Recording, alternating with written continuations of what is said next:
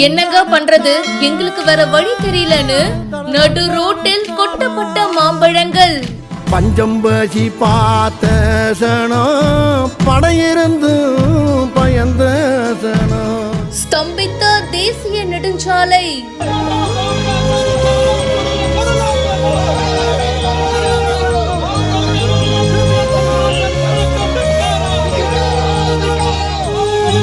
மாம்பழங்களுடைய விலை சமீப காலமா வீழ்ச்சி அடைஞ்சிட்டு இருக்கு. அரசாங்கத்துக்கு எதிரா இப்போ போராட்டம் நடத்தி இருக்காங்க.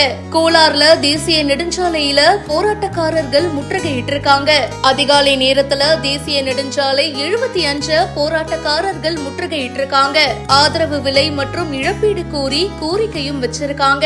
கோலாருடைய புறநகர் பகுதியில் இருக்கிற கொண்டராஜனஹள்ளி அப்படின்ற தேசிய நெடுஞ்சாலை முற்றுகையிடப்பட்டிருக்கு. ஒரு சின்ன லாரியில நிறைய மாம்பழங்கள்லாம் எடுத்துட்டு வந்து அத தேசிய நெடுஞ்சாலையில கொட்டி போராட்டம் நடத்தி இருக்காங்க.